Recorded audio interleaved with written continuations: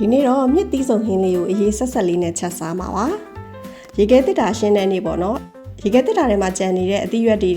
ခရမ်းသီးနည်းနည်းရုံးပရိသီးနည်းနည်းနောက်ပြီးတော့မြစ်ပေါ့နော်မြစ်ကလေးလေးကြံတာနဲ့လေပဇွန်လေးနဲ့လုံးချက်ပြီးစားမယ်ဆိုပြီးတော့ထုတ်ထားပါတယ်အသီးရွက်တွေကိုကိုယ်စိတ်ကြိုက်အတုံးလေးတွေအနေတော်လေးတွေတုံးထားတယ်ပြီးရင်ပဇွန်လေးကိုလည်းအခွန်ခွာထားပေါ့နော်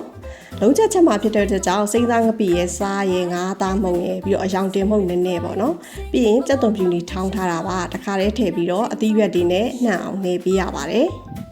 နေပြီးတော့ခဏလောက်ထားပေါ့နော်အရသာဝင်အောင်ဒီကလုံးချက်မှာဖြစ်တဲ့အတွက်ကြောင့်အိုးထဲကိုထည့်ပြီးစီနည်းနည်းထည့်ပြီးတော့လေရေလေးထည့်ပြီးတဲလိုက်ရုံပဲပေါ့နော်လုံးချက်တာကလေစီသီးတန့်တက်နေစရာမလိုတဲ့အတွက်ကြောင့်အချင်းကောအလို့ရှုပ်ကောတတ်တာပါတယ်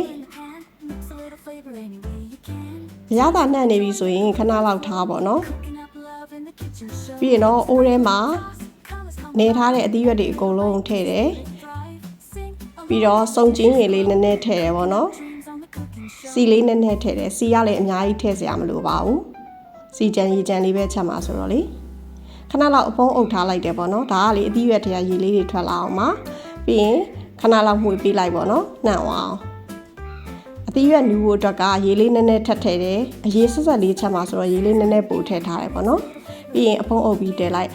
နောက်တရေပွက်ပြီးတော့လေရေလေးနည်းနည်းကျပြီဆိုတာနဲ့အသီးရွက်ကလေးလည်းနူးပြီပေါ့နော်ဒီအချိန်ဆိုရင်အရသာလေးမြည်ကြည့်ပေါ့နော်အပေါ်အငံအောင်ကိုယ်စိတ်ချက်ရပြီဆိုရင်တော့နောက်ဆုံးအနေနဲ့ငရုတ်သီးစိမ်းလေးရဲ့ရှက်နက်နန်လေးရဲ့အုပ်ပြီးဟင်းအိုးချလိုက်လို့ရပါပြီ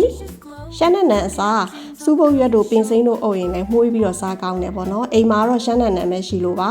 ဒီဟင်းကအချိုဖြစ်တဲ့အတွက်ကြောင့်လေအချင်းတစ်ခုခုနဲ့တွဲစားရင်လိုက်ပါတယ်